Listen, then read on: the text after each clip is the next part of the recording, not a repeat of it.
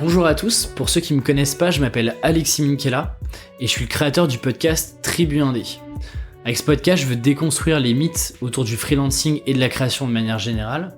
Et il y a quelques semaines, j'ai fait la première FAQ du podcast en version audio et je me suis dit que pour 2020, ce serait intéressant de tester le format vidéo. Donc c'est la première vidéo que vous allez voir sur cette chaîne-là. Et donc on prend le setup du podcast, mes micros, Fabien qui est derrière la caméra et puis on teste la vidéo. Alors j'ai pas répondu à toutes les questions que j'ai reçues et malgré ça l'épisode fait plus d'une heure. Du coup pour vous repérer, dans la description, je vous ai mis les timers pour chacune des questions si vous voulez aller directement à l'essentiel. Et puis sans transition, je vous propose de passer à la première question.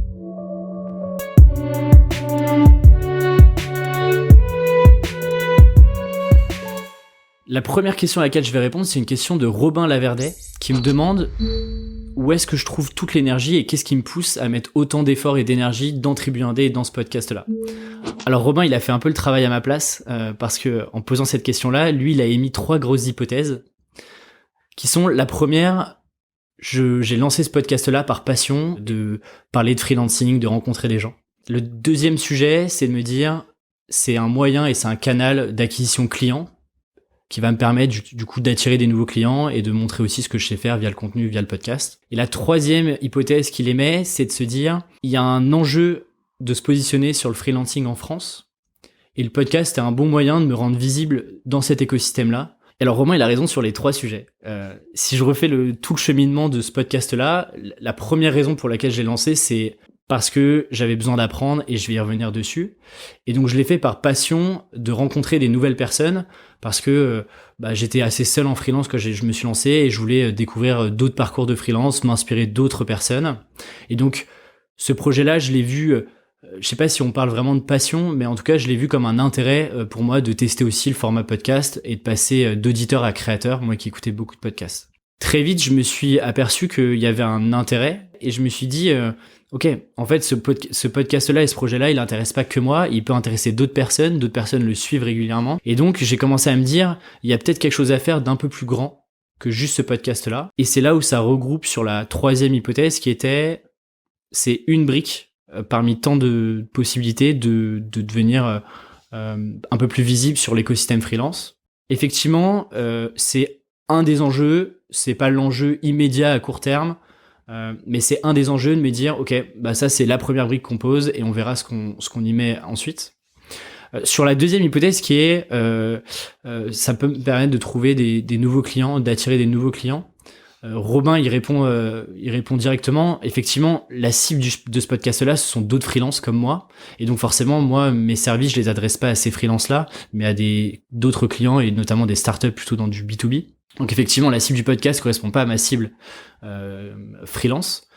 Il n'empêche que l'avantage de ce podcast-là est qu'il rajoute de la crédibilité à ce que je peux proposer derrière à mes clients.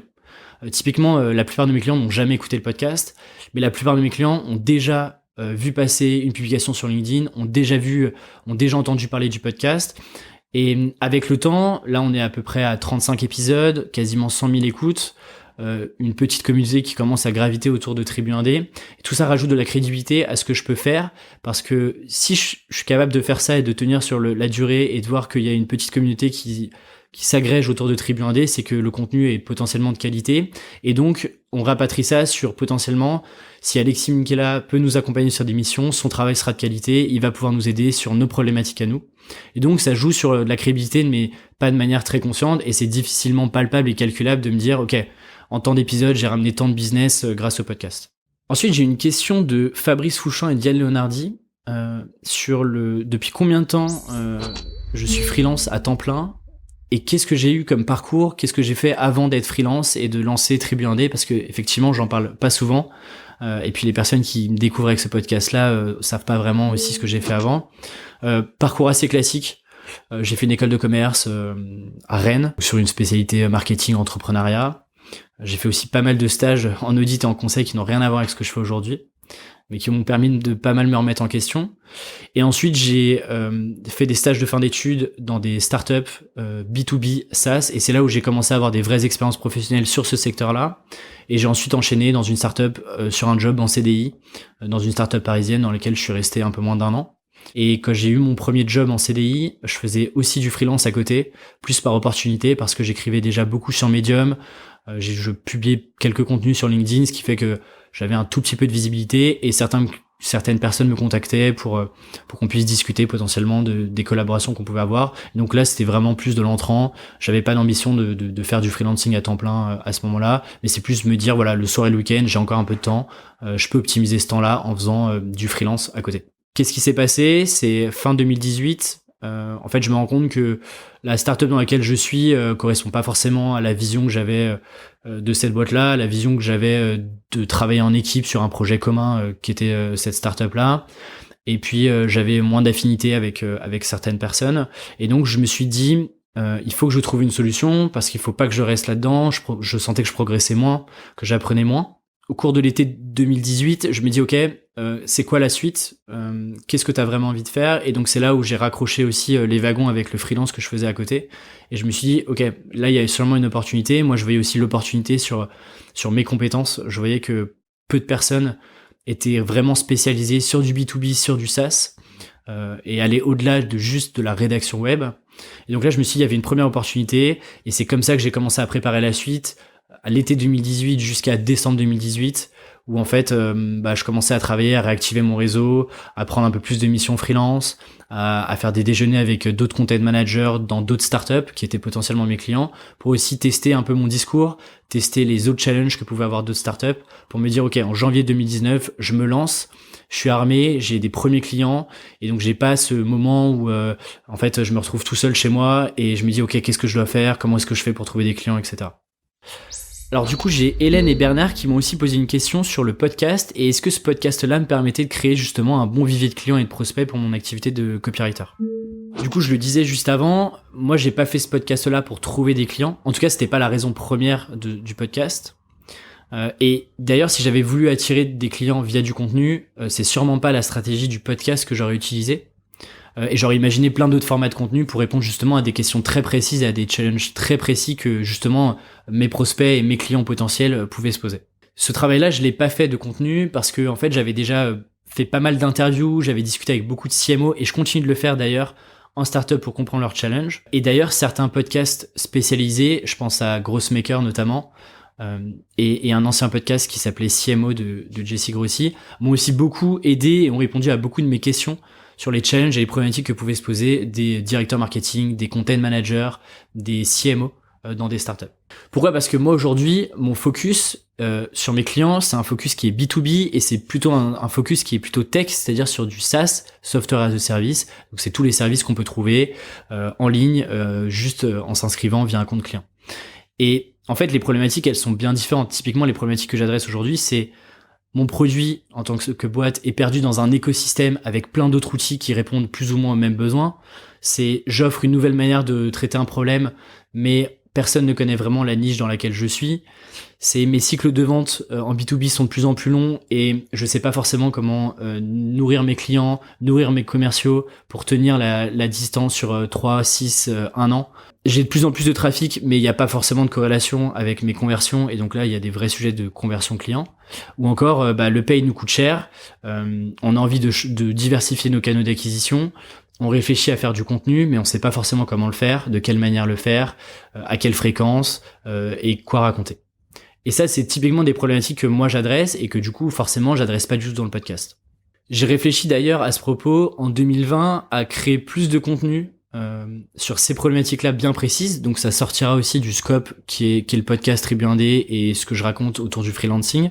Et ça pourra prendre plusieurs formes, on pourra justement en parler et je vous expliquerai aussi comment je fais ça. Mais du coup oui, indirectement aujourd'hui, on me contacte parce qu'on entend parler du podcast, mais c'est plus je vois plus le podcast comme un produit de réassurance et de confiance client, plus que comme un produit d'acquisition pure pour aller chercher des nouveaux clients.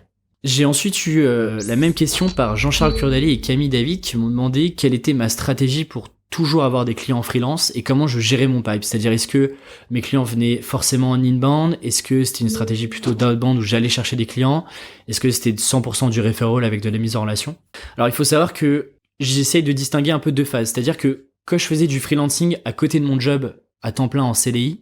Là, forcément, vu que j'étais pas en demande de clients et de missions, c'était un mélange entre l'inbound, via les contenus que j'écrivais sur Medium qui avaient pas forcément à voir avec ce que je produisais en termes de marketing, mais plus sur mon style d'écriture.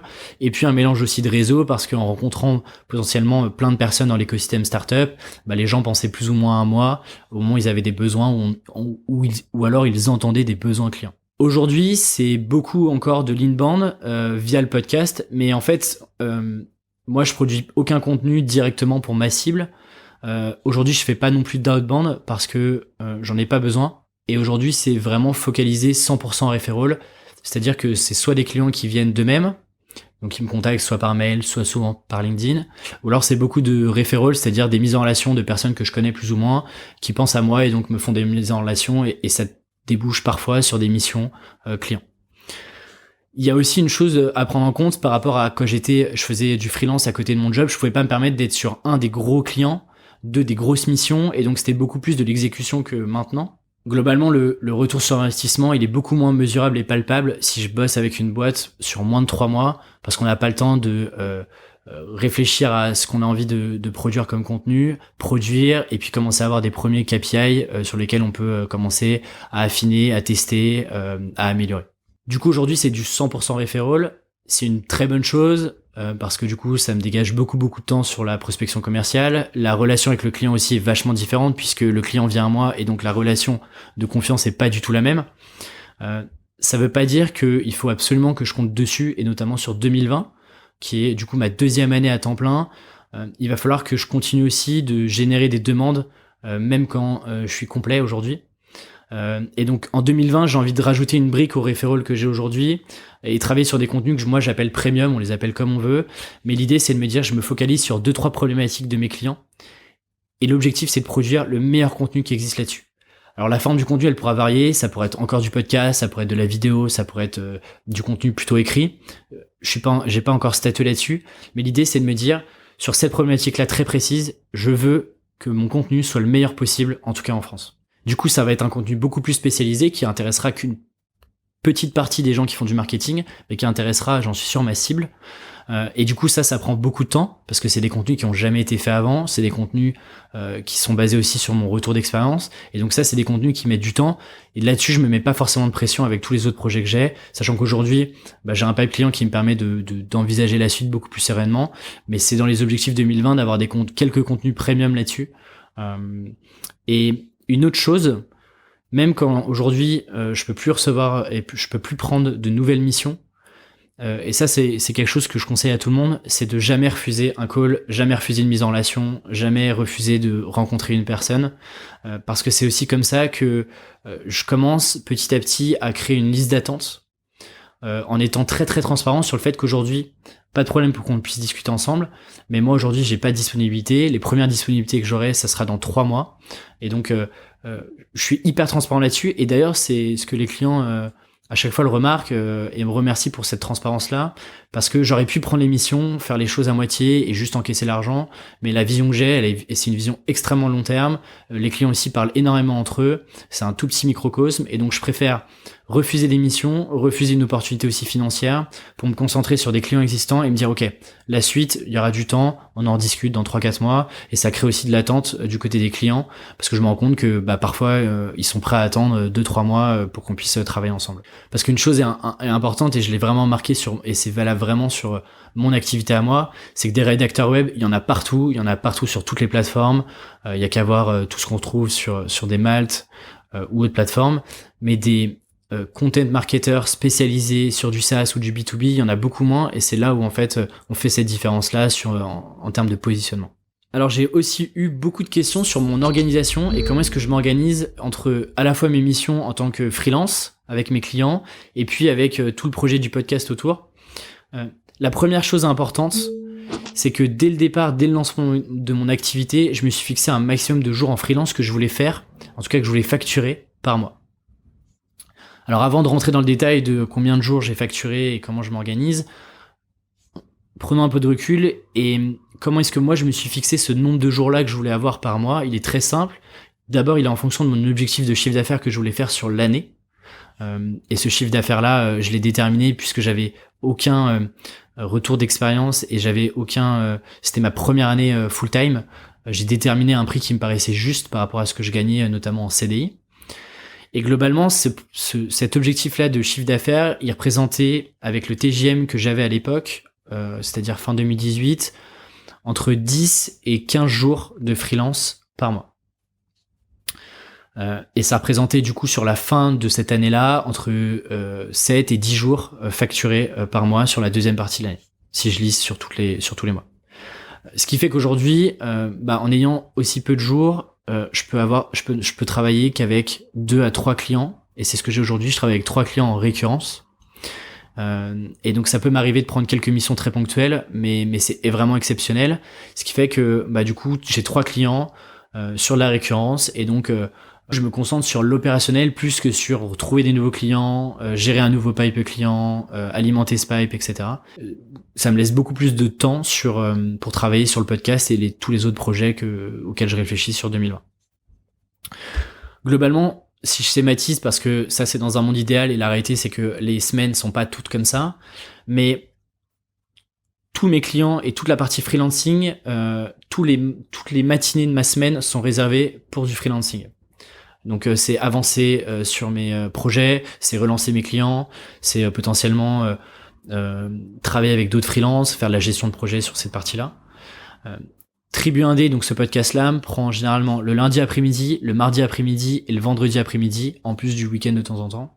Et ça, c'est des grosses plages horaires qui sont vraiment dédiées, que j'essaie de respecter au maximum pour aussi voir beaucoup plus clair et pas me poser les questions chaque jour de « Ok, qu'est-ce que je dois faire le lendemain ?»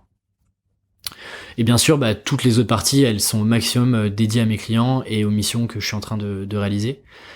Une chose importante, c'est que toutes mes tâches, tous mes projets, toutes mes to-do sont inscrits dans mon agenda.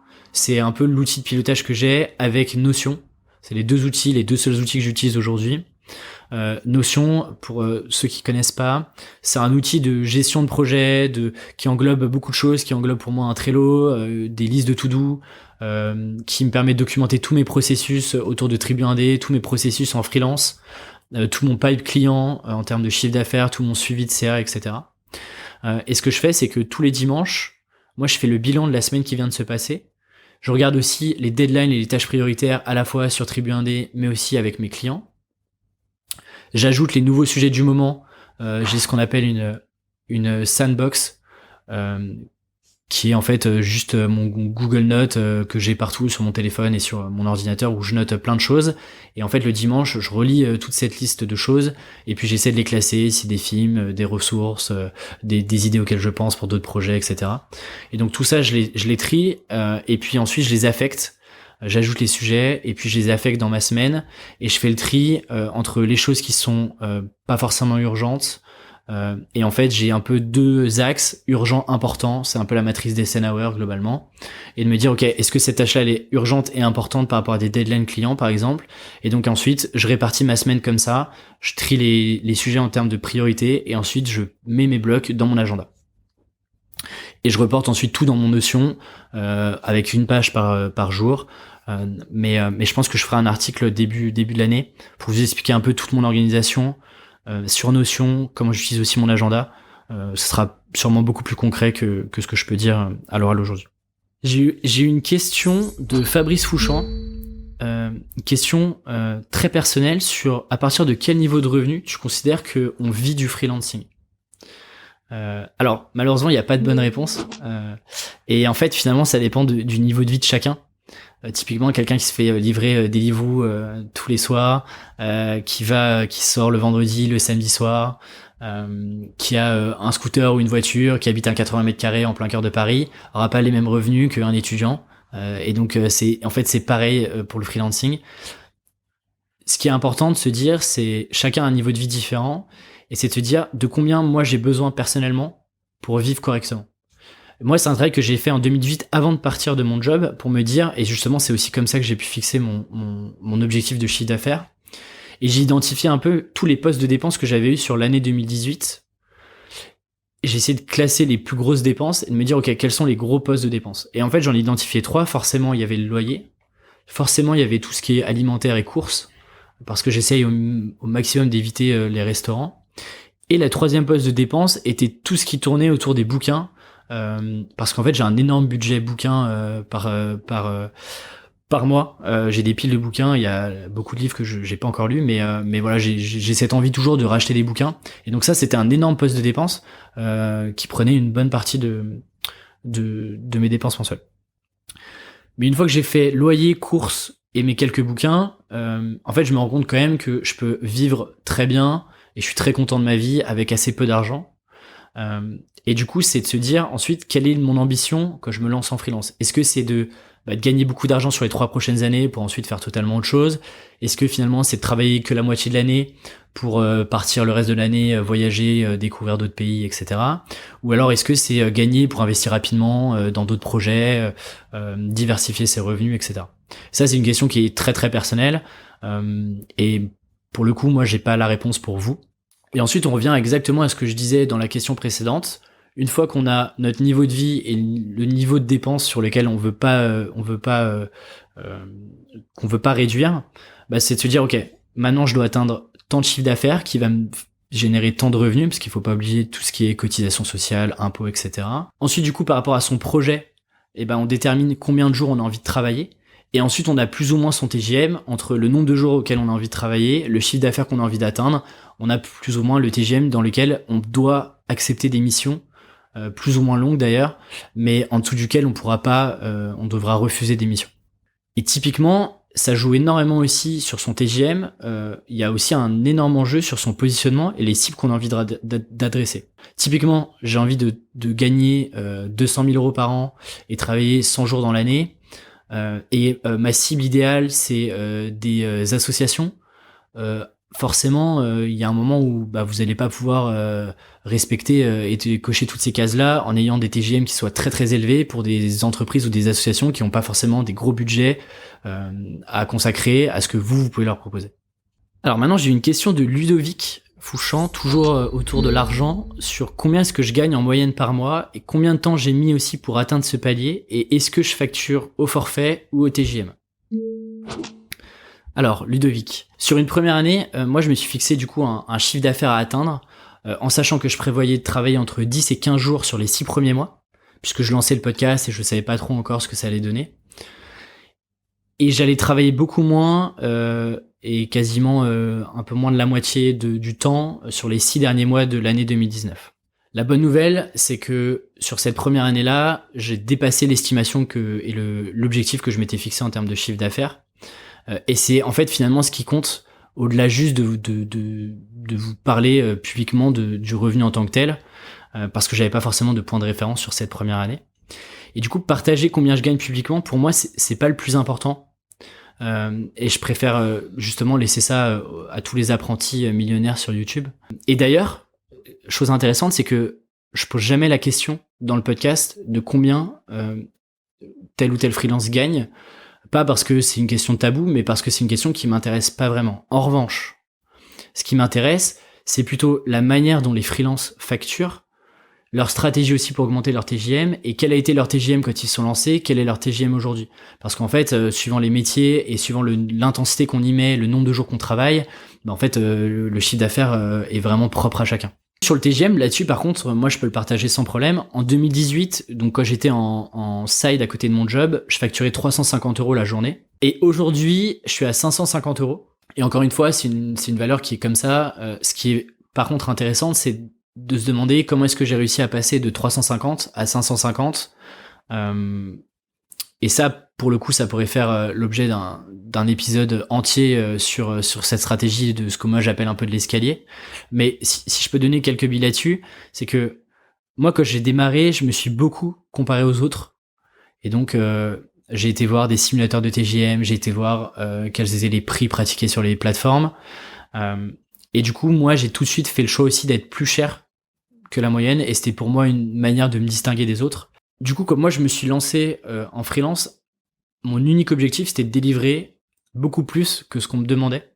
Et je prévoyais, et je le prévois toujours d'ailleurs, ce que moi j'appelle des bonus. C'est-à-dire que sur une prestation où je me suis engagé à livrer tel et tel livrable, j'ai toujours 2-3 documents que moi je prévois en amont de ma mission, que j'enverrai, et c'est un peu le petit bonus Et c'est là où je marque ma différence parce que, ok, je suis sûrement plus cher que beaucoup d'autres freelances sur mes compétences et sur mon scope. Mais par contre, ce que je délivre, c'est le plus quali possible de mon point de vue. Et j'ai toujours des petits documents que je vais pouvoir envoyer au fur et à mesure de l'émission. Et ça fait partie de l'expérience globale de travailler avec moi. Puisque je prends des missions qui sont des missions que j'appelle moyenne durée, donc supérieures à 3 mois, je considère que je monte en compétence à chaque nouvelle mission, à chaque nouvelle problématique, à chaque nouvelle entreprise. Et du coup, je vais aussi beaucoup plus vite. Je sais ce qui fonctionne plus ou moins bien. Et du coup, pour moi, ça aussi, ça justifie une augmentation progressive. L'idée, c'est pas de passer de 0 à 1 d'un coup, mais du coup, d'augmenter progressivement à chaque nouveau client son TGM. Là où au tout départ, et notamment quand je faisais encore du freelance en side à côté de mon job, puisque c'était beaucoup d'exécution et j'avais pas forcément le temps de travailler sur le long terme, sur de la stratégie avec mes clients, c'était beaucoup de « ok, j'ai un besoin, j'y réponds ». Là, c'était difficile de sortir du TGM et combien de temps ça va me prendre. Aujourd'hui, je facture quasiment plus au TGM, je facture plutôt au package global, c'est-à-dire mon client vient avec une problématique, moi je lui apporte une solution, et cette solution-là, elle sera packagée, et elle vaudra tant sur solo 1, tant sur solo 2 et tant sur solo 3. Comme ça évite d'avoir des dizaines de lignes avec des prix, et qu'ensuite on se retrouve à négocier des tout petits... des petites centaines d'euros à droite à gauche, alors que la réalité c'est que le package global correspondait très très bien. Pareil, j'hésite pas non plus à mettre certains de mes prospects quand ils me le demandent, ce qui est assez rare, mais ils le font parfois avec mes clients actuels, pour aussi qu'ils puissent être rassurés sur la valeur que je peux leur apporter. Et j'ai un vrai travail d'avant-vente où j'ai créé des documents qui sont très clairs sur tout ce que j'ai déjà pu faire avec des clients, et donc tout ça c'est documenté. Quel était le point initial, quel était le point final, comment est-ce que je les ai accompagnés et quels étaient les résultats. Et pour moi, ça, rien que ça, déjà, ça justifie un prix bien plus élevé que la moyenne, parce que je pense qu'il y a même pas 3% des freelances qui font ce travail-là d'avant-vente. Pour reprendre la deuxième question qui était sur les paliers et combien de temps j'ai mis pour atteindre ce palier, dès le premier mois, moi, j'ai réussi à facturer mes premières missions. Après, mes revenus personnels varient selon les mois et selon les missions. Ça m'arrive aussi parfois de pas forcément vouloir facturer tout de suite un client et faire une facture plus globale, ce qui fait que je peux me retrouver parfois avec 1 mois ou 2 mois où je facture pas et donc j'ai pas de revenus d'argent, et tout ça ensuite est récupéré sur par exemple un 3e mois. Donc c'est assez fluctuant là-dessus. Je pense qu'il faudrait que je travaille un peu plus sur lisser mes revenus et donc avoir des facturations un peu plus intermédiaires, un peu plus précises que ce que j'ai aujourd'hui. Alors du coup là maintenant je vais passer à des questions un peu plus personnelles sur notamment une première question de Marion Darras qui me demande où est-ce que je me vois dans 3 ans, et c'est une très bonne question. La réponse la plus directe, c'est que je me vois encore freelance, parce que je sens qu'il y a 2 opportunités. Il y a une première opportunité sur le freelancing, c'est-à-dire l'écosystème freelance. Comment est-ce que moi je peux avoir un impact sur cet écosystème-là, partager ce que je sais, partager ce que j'apprends, partager aussi les rencontres que je fais. Et puis il y a aussi une opportunité business sur le contenu B2B marketing que je suis en train de faire avec mes clients. Et ça, c'est les 2 gros sujets que je vois sur la montagne, c'est les 2 collines que j'aimerais gravir en même temps. Et c'est 2 choses que je commence à adresser, que j'ai commencé à adresser sur 2019. Ce qu'il faut savoir, c'est que moi, je suis quelqu'un qui prend beaucoup mon temps, et je suis pas forcément dans une stratégie où je teste plein de projets, où je lance plein de choses d'un coup, et c'est juste parce que c'est dans ma personnalité. Je préfère me concentrer sur un projet, le stabiliser avant de passer à autre chose. Et j'en discutais avec un ami il y a quelques mois. J'imagine un peu mes prochaines années comme il faut imaginer une grande maison. Et décorer la maison, c'est ce qu'il y a de plus sympa et de cool à faire. On invite les gens chez soi, on est content de montrer sa déco. Mais le problème, c'est que si les fondations et les murs sont pas bien posés, il y a toutes les chances que, avec le temps, ça s'écroule. Du coup, moi, changer de projet tout le temps, c'est pas quelque chose avec lequel je suis très confortable, et je préfère prendre mon temps. Le podcast, il a que 9 mois par exemple, et donc j'ai pas envie de rajouter plein de briques différentes au même moment. Et c'est pour ça que du coup aujourd'hui je suis concentré sur mes projets plus que sur le packaging et ma personne, et c'est pour ça que j'ai souvent la même remarque. Alexis, t'es super secret sur toi, on sait pas trop ce que tu fais, on connaît pas trop ton parcours, tu te mets pas trop en avant. Et en fait personnellement quand j'ai commencé à m'intéresser au marketing, au développement personnel, au freelancing, j'ai eu beaucoup trop d'exemples de ce que j'appelle des mauvais gourous qui ont senti l'opportunité de se mettre à tout prix en avant dès que quelqu'un avait un mini début de réussite. Et moi, du coup, je veux vraiment pas ressembler à ces gens-là et je préfère faire mes projets petit à petit, les consolider avant de me dire ok, j'ai réussi, maintenant je me mets en avant et maintenant j'apparais comme une figure sur tel et tel secteur. Parce que ma plus belle carte de visite pour moi, c'est la qualité des projets, c'est des projets qui vont tenir sur le long terme, plus que de mettre en avant, de faire des conférences et de dire voilà, je suis le meilleur, regardez ce que j'ai fait et faites comme moi. Donc ça, typiquement, c'est dans l'écosystème freelance, je me pose beaucoup de questions sur le positionnement que j'ai envie d'avoir, sur l'impact que j'ai envie d'avoir et comment est-ce que moi je rajoute ma pierre à tout l'écosystème qui existe déjà parce que je suis pas tout seul dans cet écosystème-là. Et donc ça, c'est des réflexions que j'ai notamment sur 2020 et 2021 et les années qui vont arriver. Ce qui est sûr, c'est que dans l'écosystème freelance, 2019, ça a été le lancement du podcast Tribu Indé. 2020, il y aura un autre projet supplémentaire que j'annoncerai début janvier. Et côté content et freelance, j'ai pu tester aussi plusieurs projets, plusieurs types de clients. Je pense qu'aujourd'hui, même si ça fait déjà un an, je dois continuer d'affiner mon positionnement, que je trouve encore pas suffisamment précis, même si il s'affine avec le temps. Je commence aussi à travailler beaucoup en duo, et j'aime bien ce format. Et ça sera notamment un des focus de 2020, de travailler beaucoup plus en équipe et d'arrêter de faire des missions seul. Et typiquement, je réduirais peut-être la partie mission freelance, mais c'est hors de question que j'arrête cette partie-là, rien que parce qu'il faut que je vive. Et puis en fait, ça me fait juste super plaisir d'accompagner des clients sur leurs problématiques et de voir que ce que je fais fonctionne avec eux. Et ça, c'est quelque chose que j'ai vraiment envie de garder. Du coup, dans 3 ans, pour répondre très concrètement, idéalement, j'ai quelques clients sur des missions bien précises. Je travaille avec des personnes de confiance, côté freelance, notamment en squad, en duo, potentiellement en collectif. Et puis j'ai réussi à diversifier mes sources de revenus avec d'autres projets, qu'ils soient collectifs ou individuels. Et puis j'aimerais avoir aussi 2 points d'attache, ça c'est quelque chose de plus personnel, un en France et un à l'étranger. Et c'est d'ailleurs pour ça que justement en 2019, j'avais décidé dans mes objectifs de travailler quelques jours par mois en dehors de Paris, en France ou en Europe. Et ça c'est déjà un premier contrat rempli. Et en 2020, je vais aller un peu plus loin puisque je pars 3 mois en Asie. Pour essayer de m'imprégner d'un quotidien là-bas, voir si c'est quelque chose qui potentiellement sur lequel je peux me projeter dans quelques années. Mais voilà, comme toujours, la stratégie, c'est de pas tout quitter d'un coup et d'y aller étape par étape, de tester, d'aller voir ce qui fonctionne ou pas, pour mieux me connaître et puis comme d'habitude, poser des bases solides. Alors, j'ai aussi une question de Jeanne sur quelle est la personne qui m'inspire le plus et pourquoi. C'est une super question que j'aime beaucoup poser et que je pose d'ailleurs à beaucoup d'invités du podcast. Moi, personnellement, j'ai pas une personne en particulier. Et ce que j'aime justement, c'est d'aller piocher dans les expériences et les parcours de chacun et de faire un peu, de me nourrir de ça, de créer ma propre vision et de faire un peu ma salade personnalisée. Et du coup, ces inspirations aussi, elles changent beaucoup avec le temps. Il y a un peu 3 sources d'inspiration. Il y a mes inspirations par rapport à mon job, à mes compétences et à mon expertise. Il y a des personnes que j'admire parce qu'elles ont des projets que je trouve super inspirants, auxquels je m'identifie énormément. Et puis il y en a d'autres plutôt sur la partie style de vie, mode de vie, organisation. Là j'en ai listé 6 qui me viennent en tête. C'est des personnes aussi qui changent avec le temps, sur lesquelles je vais passer plus ou moins de temps, je vais aller regarder un peu plus dans le détail ce qu'ils ont fait et les suivre sur la durée. Mais j'aime bien aussi varier et aller chercher des personnes qui sont pas forcément dans mon univers à moi. J'ai 6 personnes qui me viennent en tête du coup. Il y a Paul Jarvis, dont je parle souvent. Il y a Justin Jackson, notamment pour tout ce qu'il crée autour de ses projets. Et donc là, il y a moins un côté freelancing, mais plus comment est-ce qu'il crée des projets, il rassemble des communautés autour de ses projets. Il y a Tom Critchlow, plutôt sur des sujets de consultants, stratégie, freelance. Julian Shapiro pour la qualité des contenus, et je trouve que c'est quelqu'un d'assez discret et qui me ressemble pas mal, je pense, dans sa personnalité et dans la qualité de ses contenus. C'est une vraie source d'inspiration.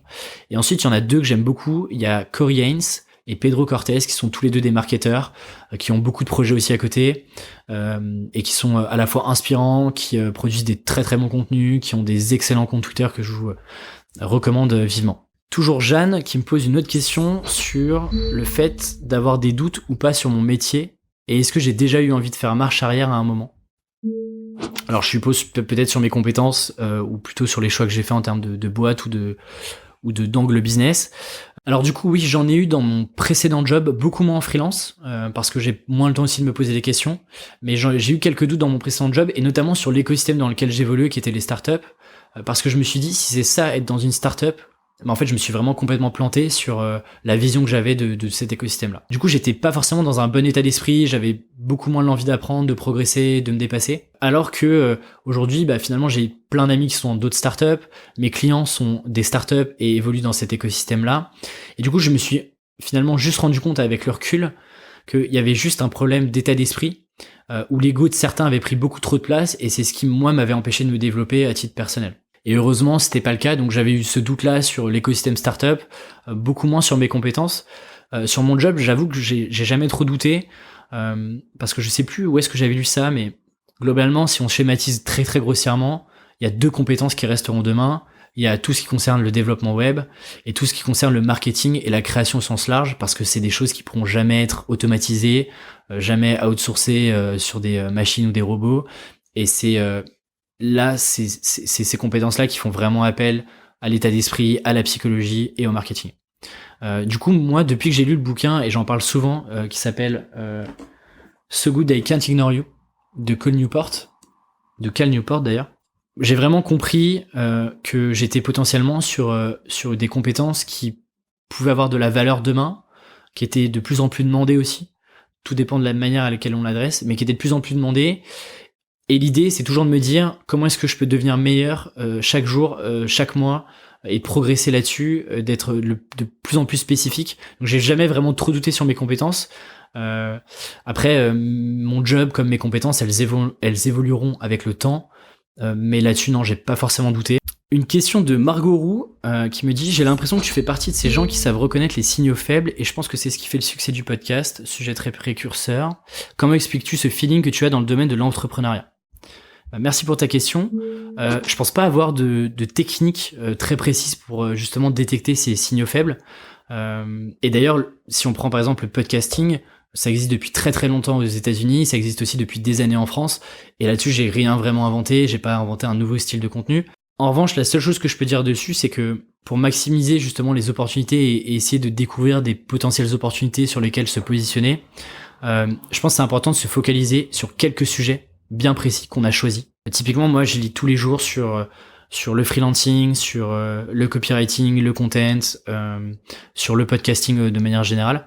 Je suis abonné à plein de newsletters et j'observe aussi beaucoup les thématiques des événements, même si j'y vais pas, de voir quels sont les sujets qui sont traités, quels sont les sujets de discussion sur des forums, sur des Slack. Je discute aussi beaucoup avec des personnes qui gravitent dans tout l'écosystème, ce qui me permet d'essayer de raccrocher aussi et de voir où est-ce que je peux faire des ponts et des passerelles, de regarder aussi ce qui se fait ailleurs, ce qui a été peut-être parfois un peu plus en amont, en avance. Je pense au podcast et à l'entrepreneuriat. En fait, il y avait beaucoup de podcasts sur l'entrepreneuriat, rien sur le freelancing.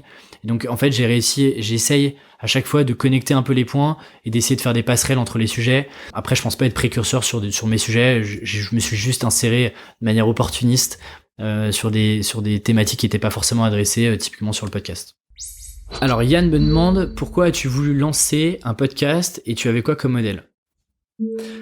Alors, 3 choses pour lesquelles j'ai lancé le podcast. La première, c'est que je me lançais dans le freelancing et quand j'ai voulu récupérer des informations sur internet et avoir des retours d'expérience, voir comment est-ce qu'on trouvait ses premiers clients, comment on pouvait se pricer, comment on soigne une relation client, toutes ces questions-là, en fait, elles étaient pas vraiment traitées, pas vraiment abordées, beaucoup de ressources aux États-Unis, mais du coup tout ce qu'on apprend aux États-Unis peut pas être réplicable et calcable en France parce que les mentalités sont juste pas les mêmes.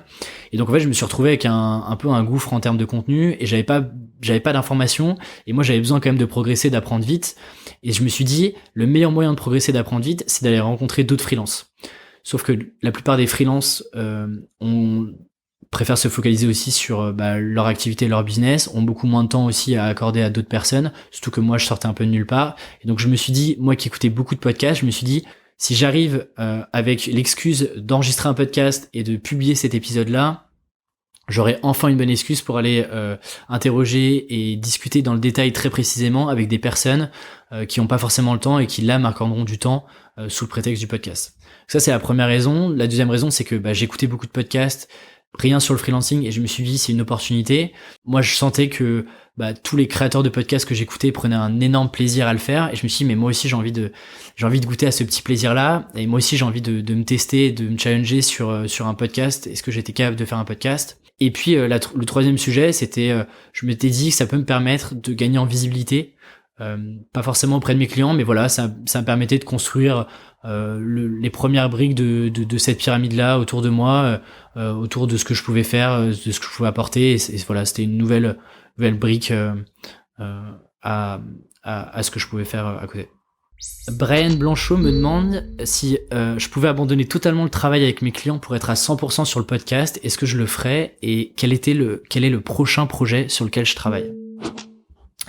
Alors du coup non, j'ai pas forcément envie de tout abandonner, en tout cas la partie freelance pour me concentrer sur le podcast. Pourquoi? Parce que tout simplement aujourd'hui j'arrive à gérer le podcast 2 jours par semaine et ça me prend pas tout mon temps. Et comme je disais, le podcast c'est une seule brique, et il y aura sûrement d'autres projets autour du freelancing, mais toujours garder cette partie mission en freelance. Il y aura plusieurs projets en 2020, le premier qui arrivera début janvier, c'est une série de vidéos qu'on doit terminer de tourner avec Rémi Rivas qui est déjà passé sur le podcast. À titre personnel, Rémi, lui, m'a beaucoup inspiré et m'a beaucoup aidé à y voir beaucoup plus clair sur mon activité. Et depuis janvier, on échange souvent régulièrement et ça fait un moment qu'on s'était dit qu'on voulait faire quelque chose et proposer un nouveau contenu ensemble. Et donc, on a imaginé ce qu'on a appelé un canvas, un modèle, on l'appelle comme on veut, en 6 cases, pour clarifier son offre et 2, trouver ses premiers clients de manière très concrète. Et donc, ça sera concret avec des exemples, il y aura des ressources supplémentaires et des outils pour justement passer à l'action. Et les formats seront volontairement très très courts. On essaiera de tenir chacune des vidéos en 10-15 minutes grand maximum pour donner un premier aperçu et des premiers éléments concrets. Et comme d'habitude, on teste ce premier projet avant d'aller plus loin et avant de proposer des choses encore plus concrètes. Tout ça, bien sûr, ça sera 100% gratuit. Et du coup, pour être tenu au courant, rejoignez la newsletter, je vous mets les liens en description de l'épisode. Thibaut Manon me demande pourquoi ne pas faire de Tribu Indé une marque à part entière et prendre de la hauteur sur mon personal branding. C'est une super question auquel j'ai pas encore trouvé la réponse. Quand j'ai commencé Tribu Indé, je voulais que ça soit que le nom soit complètement séparé d'Alexis Minkela. En revanche, je voulais pas créer un énième site et je voulais juste simplifier au maximum tout le process qui était de production, de communication, de partage, etc. Donc tout aujourd'hui est regroupé sous Alexis Minkela. C'est les grosses questions. Le jour où Tribu Indé sera une marque à part entière avec son propre mini écosystème, avec son site, etc. Je pense que c'est encore un peu tôt aujourd'hui. Et tout peut aujourd'hui être géré sous la bannière Alexis Minkela. Je pense que je réfléchirai sérieusement à passer tout ce projet-là sous une seule marque et un seul site et un seul écosystème le jour où j'aurai d'autres projets qui graviteront autour de Tribu Indé et du podcast. Et Thibaut me demande également comment est-ce qu'on peut rejoindre et être actif dans ta communauté, Slack, Discord, Tribu Indé. Alors, très bonne question. Pareil, c'est des projets auxquels je réfléchis sur 2020. Aujourd'hui, le meilleur moyen d'avoir accès à plus de choses que ce qui existe dans Tribu Indé, c'est la newsletter, où pour le coup, je prends un ton beaucoup plus personnel, où je parle de mes projets beaucoup plus personnels et de mes réflexions du moment, chose que je fais un peu moins sur le podcast. Donc tout est aujourd'hui dans la newsletter. J'exclus pas que sur la deuxième partie de 2020, il y ait des choses que je mette en place pour justement permettre à cette communauté-là d'exister juste pour elle, que les personnes puissent aussi échanger entre elles, qu'il y ait un vrai centre de ressources sur lesquels on peut aussi capitaliser sur le retour d'expérience de tous, au-delà de juste simplement des invités du podcast. Mais pareil, je préférerais pas m'avancer dessus et j'en reparlerai plutôt mi-2020. Alors du coup, maintenant on revient sur le podcast avec une première question de Marion sur comment est-ce que je choisis mes invités. Alors le conseil qu'on entend tout le temps quand on lance un podcast, c'est d'aller chercher des personnes qui ont des grosses communautés, comme ça ces personnes-là vont pouvoir repartager l'épisode, et donc vous allez toucher ces communautés-là, et donc votre podcast va grandir beaucoup plus vite. Alors oui, c'est vrai, mais c'est à titre personnel loin d'être le critère numéro 1, et c'est pas toujours le cas d'ailleurs. Si on regarde par exemple mes épisodes, les épisodes qui ont le mieux marché sont pas les épisodes avec les personnes qui ont les plus grosses communautés de l'extérieur. Donc du coup moi, la question de la communauté que peut avoir un ou une freelance ou un ou une créateur est pas du tout le critère numéro 1. Le premier critère et la première question que je me pose, c'est pourquoi est-ce que j'ai envie d'avoir cette personne-là sur le podcast et pourquoi j'ai vraiment moi à titre personnel envie de discuter avec elle. Ça, c'est le premier sujet. Si déjà je suis pas capable de répondre à cette question-là, c'est que en fait cette personne-là, j'ai juste envie de l'inviter parce que elle a de la visibilité et donc c'est pas pour moi une bonne raison. Le deuxième critère, c'est quel est le sujet ou quels sont les sujets que j'ai vraiment envie de traiter et sur lesquels je pense que cette personne-là est vraiment pertinente pour m'aider dans mes réflexions et aider d'autres personnes qui se posent les mêmes questions que moi. Troisième critère qui est aussi important et de plus en plus important, c'est moi j'essaye au maximum d'avoir de la diversité dans les profils, dans les stades d'avancement. Et j'ai pas que des freelances, il va y avoir aussi de plus en plus de créateurs, que ce soit des youtubeurs, potentiellement des auteurs, d'autres personnes qui gravitent dans l'écosystème indépendant, qui va beaucoup plus loin que juste le freelancing.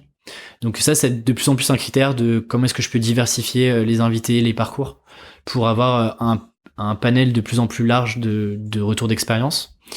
Et puis voilà.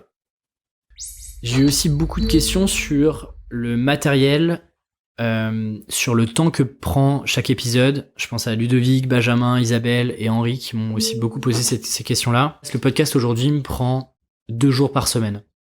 Et donc ça comprend le sourcing des invités, d'être toujours à l'affût de nouvelles personnes potentielles à inviter, aller creuser chaque personne, potentiellement faire des premiers calls avec eux ou les rencontrer directement, préparer les interviews qui me prennent beaucoup de temps aujourd'hui et qui continuent de m'en prendre, enregistrer, faire la post-production même s'il y en a très peu, mais réécouter l'épisode, parfois cutter certains moments, rédiger les intros, enregistrer les intros, et puis faire toute la partie promotion du podcast. Tout ça, globalement, ça me prend à peu près 2 jours par semaine. Et puis il y a toute la partie qui me prend de plus en plus de temps, qui est de communication, interaction, et c'est trop cool, mais du coup ça me prend plus de temps qu'avant. Sur le matériel, en termes de technique, pour être très concret, moi j'utilise 2 micros à pied qui sont des Bird UM1. J'utilise du coup des filtres anti-pop, tout est branché sur mon ordinateur. J'enregistre avec un seul logiciel qui s'appelle Audacity, qui est un logiciel gratuit en open source, sur lequel je fais les enregistrements, je fais le montage et je fais la post-production. Une fois que j'ai mon épisode brut entre guillemets avec les intros, les conclusions et puis la conversation, je passe ça ensuite dans un logiciel qui s'appelle Auphonics, qui me régalise les sons, qui m'améliore un petit peu le son, qui essaye d'enlever les bruits ambiants. Ensuite, je passe ça sur Ocha, qui est mon hébergeur, qui est un hébergeur français sur lequel j'upload mon épisode, je crée la description et qui ensuite se charge automatiquement d'aller envoyer ce contenu-là et de le pousser sur toutes les plateformes de podcast, Apple Podcast, iTunes, Spotify, Deezer et toutes ces plateformes-là. Donc voilà, sur les recommandations, moi c'est le matériel que j'utilise. C'est sûrement pas le meilleur matériel. D'autres podcasteurs utilisent autre chose. Moi, c'est ce qui me convient et c'est ce qui marche avec moi. J'ai essayé d'être simple. Je pense que en tout, ça doit me coûter le budget initial, tout ça a dû me coûter peut-être 150 €. Aujourd'hui, l'hébergeur me coûte à une trentaine d'euros. Et puis au Phoenix doit me coûter à peu près 15 €. Donc c'est des petits budgets et aujourd'hui j'ai pas besoin d'investir plus dans du matériel plus performant puisque aujourd'hui ça fait le job. On m'a aussi demandé si j'allais tenter des nouveaux formats, notamment des vidéos, des lives. Ça tombe bien parce que cet épisode de FAQ est filmé. Donc je sais pas quand est-ce qu'il sortira sur YouTube, mais il sortira très bientôt. Et je remercie d'ailleurs Fabien Baron de m'aider là-dessus. Il y aura aussi d'autres formats. J'avais testé le format apéro qui avait très très bien marché. On s'était rencontrés, on était une 50aine, on avait fait ça en octobre. J'essaierai de faire ça en janvier avant de partir quelques mois à l'étranger. Donc ça c'est un format un peu moins conventionnel et qui sera pas lié au podcast, mais que j'ai vraiment envie de poursuivre parce que ça avait bien marché. Potentiellement des lives à voir. Tout dépend du temps et des objectifs que je vais me fixer pour 2020 sur le podcast. J'ai une question aussi de Seb et Laura du blog Globe Blogger, qui ont d'ailleurs un très très beau Instagram que je vous invite à aller regarder. Ils m'ont posé des questions parce qu'ils veulent lancer un podcast sur le voyage et ils ont déjà un partenaire et donc ils se posaient la question de comment le monétiser en plus de leur blog qui attire aujourd'hui à peu près 80 000 visiteurs mensuels. Et donc ils voulaient aussi mon retour d'expérience là-dessus. Avant de juste moi parler de mon retour d'expérience qui est un seul retour d'expérience et c'est une seule manière de monétiser le podcast, il y a une question importante à se poser, c'est pourquoi est-ce que vous voulez monétiser le podcast ? Moi j'ai pas mal de personnes qui m'envoient des mails justement pour me demander comment est-ce que tu fais pour monétiser, comment est-ce que tu as négocié, qu'est-ce que tu as envoyé. je pense qu'il faut vraiment se poser la question de est-ce qu'on a vraiment besoin de cet argent-là, est-ce qu'on a vraiment besoin de monétiser ce projet-là, parce que du coup il y a d'autres contraintes, on fait monter à bord un nouveau partenaire, et donc ça c'est des questions qu'il faut se poser, et ça peut aussi jouer sur la perception que peuvent avoir les personnes sur les types de partenaires et la manière dont ce partenariat-là va se faire avec justement l'audience et les auditeurs qui vont écouter le podcast. Ça c'est le premier sujet. Ensuite, moi, de mon retour d'expérience, c'est un modèle qui est très simple. C'est le modèle qu'on peut trouver chez des influenceurs, par exemple, sur YouTube, qui est en fait un prix au nombre d'écoutes. Et donc, on se met d'accord sur un nombre d'écoutes fixe, avec un prix, ce qu'on appelle un CPM, un coût pour 1000 écoutes. Et ensuite, du coup, tous les 1000 écoutes, ça engrange X euros. Ça, c'est la première manière de monétiser le podcast. Il y a d'autres manières, il y a aussi profiter de la communauté, et donc ça veut dire que le projet existe aussi depuis un moment, mais on voit de plus en plus de Patreon se créer, que ça soit des créateurs de podcasts, des youtubeurs, d'autres projets X ou Y, et donc là je fais appel à la communauté qui peut me donner 1, 2, 3, 10, 15, 50 euros par mois pour pouvoir continuer de vivre de ce projet-là. Il peut y avoir aussi des business d'affiliation. Vous recommandez des produits, si des personnes achètent vos produits via vos liens d'affiliation, vous touchez une commission sur le produit, sur l'achat. On peut aussi imaginer des formats qu'on appelle marque blanche, c'est-à-dire faire un épisode dédié avec le partenaire pour aller plus loin sur sa vision, sur son entreprise. Et donc là, c'est un one shot, c'est un épisode. C'est beaucoup moins intrusif que de la publicité, mais ça dépend aussi de l'angle que vous voulez donner au podcast, ça dépend de la manière dont sont séquencés vos épisodes, vos saisons potentielles. Du coup, Seb et Laura, dans votre cas où vous avez en plus un blog qui génère pas mal de visites mensuelles, je pense que c'est intéressant d'avoir une offre, là vous pouvez même proposer un package beaucoup plus global, qui mélange à la fois de la visibilité sur le podcast, mais potentiellement de la visibilité aussi sur le blog, avec soit des contenus qui sont dédiés à cette marque ou à ce service-là, ou alors des liens potentiels que vous pouvez mettre sur le blog. Mais je pense qu'il y a tout un micro-univers que vous pouvez créer autour de ce partenaire-là, si vous gardez un partenaire sur le long terme, en termes d'image de marque et de visibilité pour lui. Ça peut être une super opportunité, et pour vous ça vous permet d'avoir un package beaucoup plus conséquent et avoir un partenariat financièrement parlant beaucoup plus intéressant. Alors Delphine, qui est passée déjà sur le podcast, me demande la relation que j'ai vis-à-vis de mes statistiques. Est-ce que j'arrive à m'en détacher? Comment ou est-ce que je vis de plein fouet les ups and downs de mes audiences? Et idem concernant les stats de mes posts LinkedIn, de mes newsletters. Des conseils pour ne pas vivre au crochet des likes. Très très bonne question. En fait, ça marche un peu par période, c'est-à-dire qu'au tout début, j'étais très très focalisé sur l'audience, sur le nombre de vues que faisait, le nombre d'écoutes que faisait chaque épisode. Et d'ailleurs, ça se ressent dans mes objectifs trimestriels, où en fait, quand j'ai lancé le podcast, j'avais tout de suite un objectif du nombre d'écoutes. Et au fur et à mesure que les trimestres passaient, en fait, je me rendais compte que les indicateurs et les KPI sur lesquels je voulais me concentrer étaient pas du tout sur les nombres d'écoutes, mais plutôt sur la communauté que j'étais en train de fédérer, notamment via la newsletter. Il y a toujours ce côté un peu égo de se dire en fait, la qualité de mon travail est aussi jugée par le nombre d'écoutes, c'est vrai, mais je pense qu'il faut réussir à s'en détacher au maximum, parce que notamment sur le podcast, c'est quand même aujourd'hui très très compliqué d'avoir des statistiques qui soient très très précises, très fiables. Je pense pas que ça soit quelque chose de très très fiable. Je pense que c'est un indicateur qu'il faut regarder de temps en temps. Moi, je sais que je les regarde juste une fois par semaine, le jour où en fait je poste le nouvel épisode. J'ai beaucoup aussi regardé au moment où j'ai négocié le partenariat avec N26, parce que c'est les chiffres qu'ils me demandaient. Mais du coup, j'essaie de me dire, dans tous les cas, mon seul objectif, c'est de pousser un épisode toutes les semaines, d'être au rendez-vous. Et oui, si un post LinkedIn fait moins, c'est pas grave, il y aura d'autres opportunités de refaire un autre post qui marchera sûrement mieux.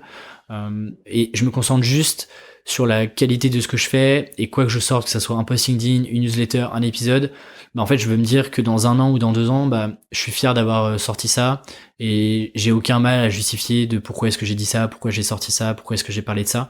Et ça, c'est juste la seule métrique personnelle qui m'importe. Encore une fois, le jeu il est long terme. Si aujourd'hui les stats elles sont pas bonnes, c'est pas grave, parce que il faut voir ce projet de podcast comme un projet qui va durer sur le long terme. Et forcément, si on est rendez-vous, s'il y a de la qualité, à un moment ou à un autre, en fait ça paiera forcément. Et là-dessus, je suis peut-être un éternel optimiste, mais je crois vraiment en ça.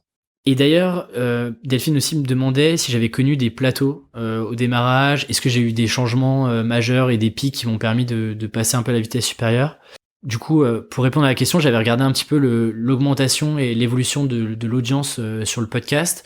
Et il y a eu un peu 3 plateaux. Il y a eu le plateau des 5 épisodes. Et au bout des 5 épisodes, je sais pas pourquoi, il y a eu une petite augmentation. Et après, un deuxième plateau, qui s'est stabilisé.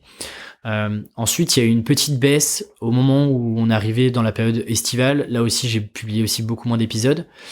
Et je sais pas pourquoi, j'ai eu un nouveau pic d'audience assez élevé à partir de septembre, qui m'a permis d'atteindre un plateau qui est aujourd'hui plus ou moins stable. Donc j'ai pas vraiment de conseils, j'ai rien fait de différent, si ce n'est d'autres invités.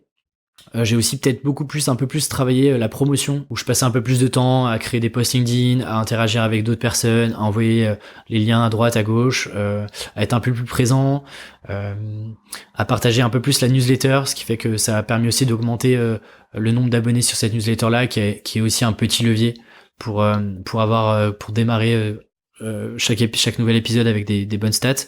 Mais j'ai rien fait de particulier, j'ai rien changé dans ma méthode de construction d'un podcast de A à Z entre le début et puis ce que je fais aujourd'hui. Pour ceux qui veulent en savoir plus sur toute la partie un peu behind the scene, les statistiques, etc., je vais publier un article avant la fin de l'année sur comment créer un podcast globalement de A à Z et tout le mode d'emploi et tout ce que moi j'ai mis en place. Je suis allé aussi voir d'autres podcasteurs pour prendre leur retour d'expérience.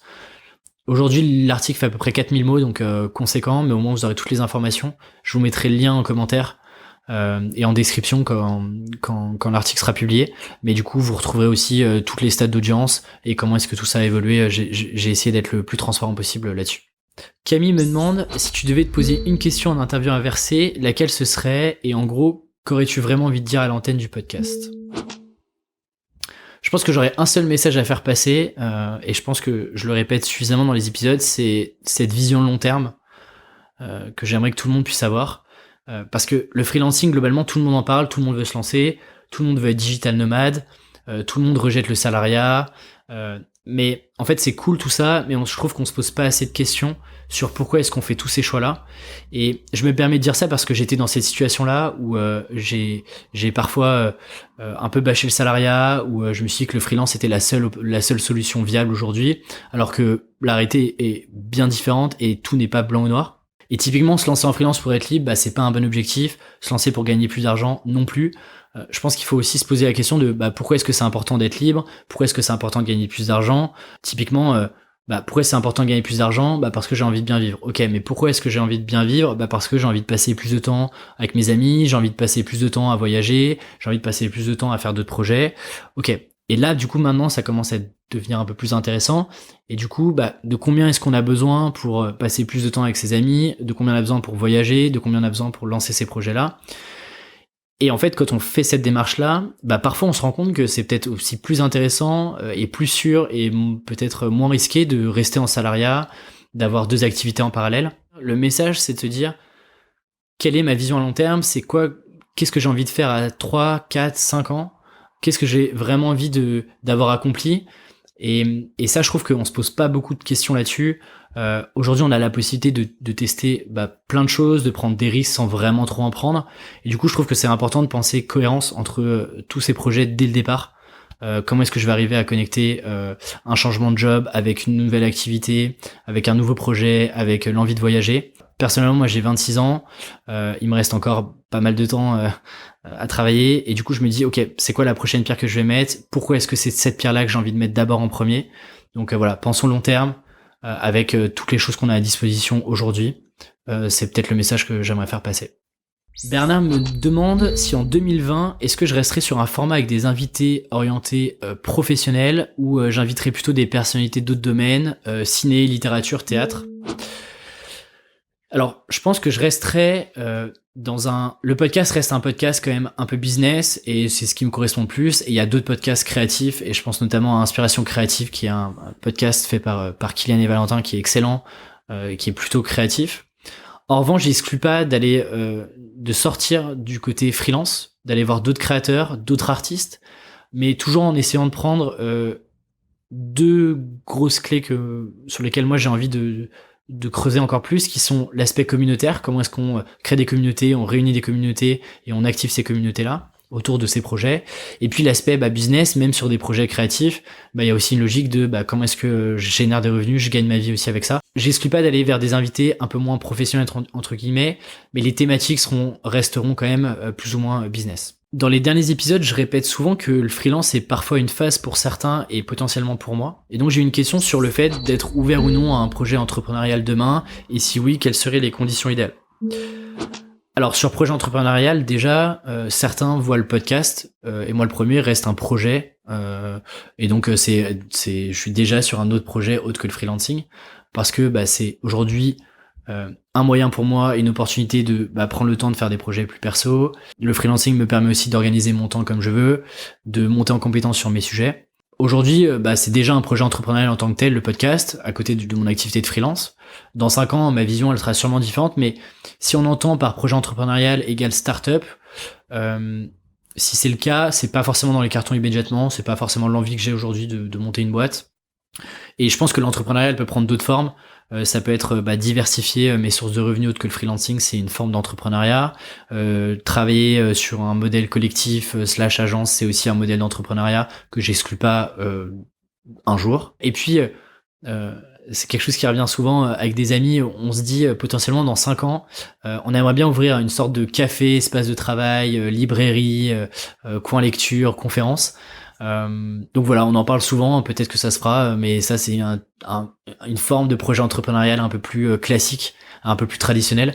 Mais voilà, ça c'est typiquement un genre de projet que j'exclus pas. Rendez-vous dans 5 ans pour voir si ça s'est réalisé ou pas. Les deux conditions que je vois, c'est est-ce qu'il y a une opportunité de faire quelque chose et est-ce qu'il y a une équipe, parce que potentiellement j'aimerais bien faire aussi d'autres projets où j'associe d'autres personnes plus que des projets personnels. Je prends une dernière question avec Isabelle qui me demande comment est-ce que je me suis formé à l'art du questionnement. Est-ce que je me suis formé ou est-ce un talent inné? Quelles sont tes ressources, ouvrages, personnes, outils? Alors je me suis pas vraiment formé, je pense pas non plus avoir un talent inné pour ça. Les quelques conseils et le retour d'expérience que moi je peux faire, le premier c'est en fait qui paraît hyper simple et hyper basique, mais c'est ce que moi j'appelle l'empathie. Et d'ailleurs, j'en ai pas forcément à titre personnel, mais bizarrement dans mes projets, j'en ai un peu plus. Quand je suis dans une interview et quand on discute avec un ou une freelance, je suis 100% dédié à ce que la personne me raconte. Et ça, c'est extrêmement important et je suis jamais là à me dire, ok, ça va être quoi la prochaine question? Parce que, en fait, je suis complètement dédié à ce que la personne est en train de me raconter, parce que je fais pas ce projet-là pour d'autres personnes, je le fais pour moi, et donc si j'écoute pas les réponses, et si je prends pas le temps de bien digérer ce que la personne est en train de me dire, en fait, du coup, moi, j'apprends pas, et donc ce projet-là me sert pas plus que ça. Avoir cette écoute attentive-là, du coup, permet de rebondir, d'aller creuser à fond un sujet, et c'est ce qui rend aussi le podcast différent des autres, et un peu plus concret que ce qu'on peut retrouver sur ailleurs. Et sur l'art du questionnement, moi j'ai toujours quand même une fiche thématique avec 2-3 thèmes et quelques questions sur lesquelles je peux me raccrocher. Pour préparer une interview, globalement, avant d'aller chercher de l'information, je liste toutes les questions que j'ai envie de poser. Et là, je me laisse aucun filtre et donc je pose toutes mes questions. Ensuite, je vais faire cette recherche-là d'aller regarder les informations sur la personne que je vais rencontrer. Et ensuite, j'essaie de découper certains thèmes que je trouve importants, à la fois sur son parcours, sur des thématiques précises que j'ai envie d'avoir, sur construction de communauté, sur trouver son positionnement, sur comment est-ce qu'elle a géré sa marque personnelle, comment est-ce qu'elle s'organise, etc. Et puis ensuite, je remets mes questions un peu comme des tiroirs. Et je laisse bien sûr plein de trous pour me laisser l'opportunité de rebondir sur ce que la personne va me dire.